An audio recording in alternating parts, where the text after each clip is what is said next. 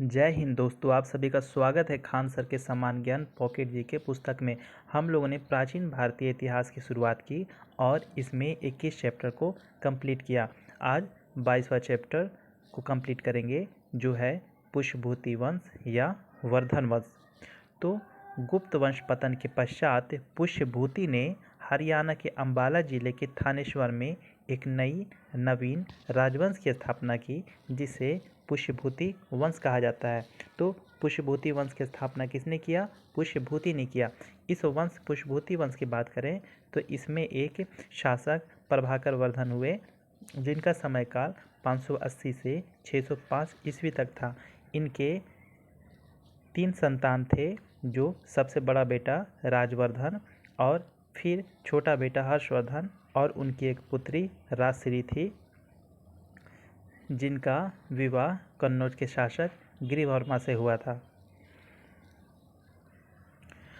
प्रभाकर वर्धन इस वंश की स्वतंत्रता का जन्मदाता था और प्रथम प्रभावशाली शासक था। प्रभाकर वर्धन की पत्नी यशोमती थी, जिसके 2 पुत्र हुए, राजवर्धन और हर्षवर्धन, और एक पुत्री राजश्री पैदा हुई। राजश्री का विवाह मौखरी वंश के गिरिवर्मा से हुआ। प्रभाकर की बीमारी से आहत होकर यशोमती ने आत्मदाह कर लिया। मालवा के शासक देव ने गौड़ बंगाल शासक शशांक की सहायता से गिरिवर्मा की हत्या कर दी। शशांक ने राजवर्धन की भी हत्या कर दी। गौड़ शासक शशांक शैव धर्म का अनुयायी था। इसने बोधि वृक्ष को कटवा दिया और गंगा में फेंकवा दिया। हर्षवर्धन 16 वर्ष की अवस्था में 606 ईस्वी में गद्दी पर बैठा। हर्ष ने कन्नौज व थानेश्वर पर अधिकार कर अपनी राजधानी कन्नौज को बनाया। क्योंकि हर्ष ने शशांक को पराजित कर कन्नौज पर अधिकार कर लिया, हर्ष ने संपूर्ण उत्तर भारत को विजित किया। हर्षवर्धन ने संभवतः शशांक की मृत्यु के बाद बंगाल पर भी अधिकार कर लिया। जब दक्षिण भारत अभियान किया तो हर्ष के समय मथुरा सूती वस्त्र के निर्माण के लिए प्रसिद्ध केंद्र था।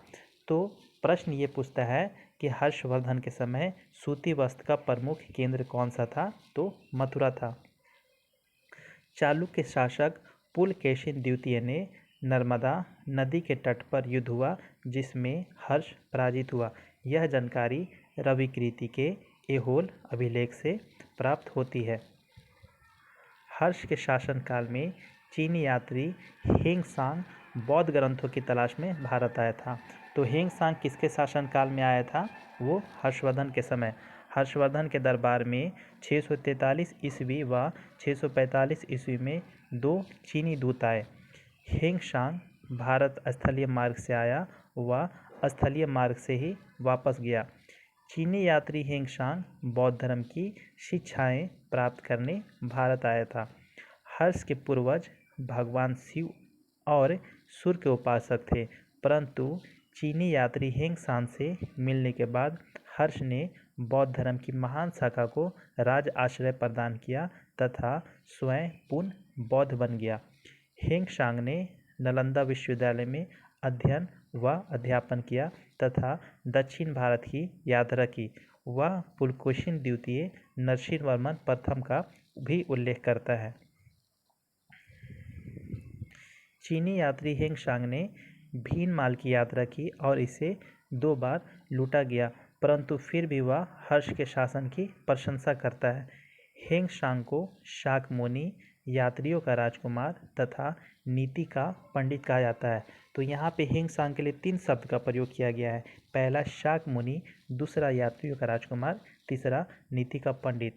चीनी यात्री हेंगसांग की यात्रा का वृत्तांत सियूकी कहलाता है। तो सियूकी किसकी यात्रा वृत्तांत है? तो हेंगसांग की।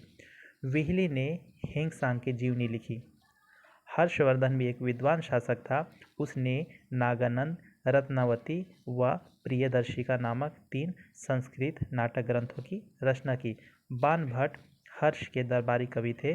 उन्होंने हर्षचरित व कादंबरी की रचना की। बाणभट्ट के गुरु भर्तु या भत्सु थे।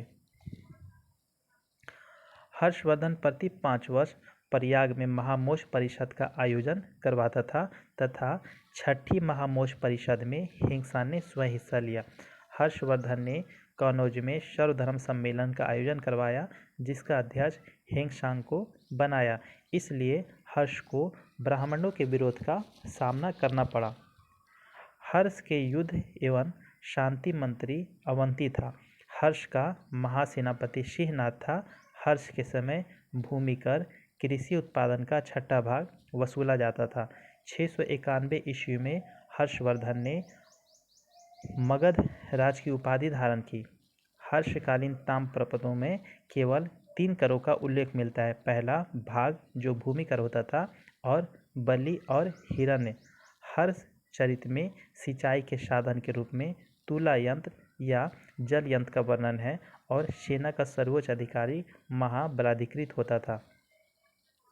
हर्षवर्धन के समय महत्वपूर्ण अधिकारी उपरिक्त ये भुक्ति का प्रशासक होता था। सिंहनाद मुख्य सेनापति, स्कंदगुप्त राज सेना का मुख्य अधिकारी, अवंती शांति एवं युद्ध का मंत्री, बृहदेश्वर अश्व सेना का मुख्य अधिकारी, अमात्य मंत्री परिषद का मंत्री, बलाधिकृत पैदल सेना का अधिकारी, कुंतल अश्व सेना का प्रधान अधिकारी और दंडपाशिक पुलिस अधिकारी। तो हम लोगों ने पुष्यभूति वंश या वर्धमान वंश चैप्टर को पॉकेट जीते पुस्तक से कंप्लीट किया। आपको ये वीडियो कैसा लगा? अगर इसमें कुछ सुधार की जा सकती है तो आप कमेंट में ज़रूर बताएं ताकि अगले वीडियो में हम सुधार कर सकें। Thank you.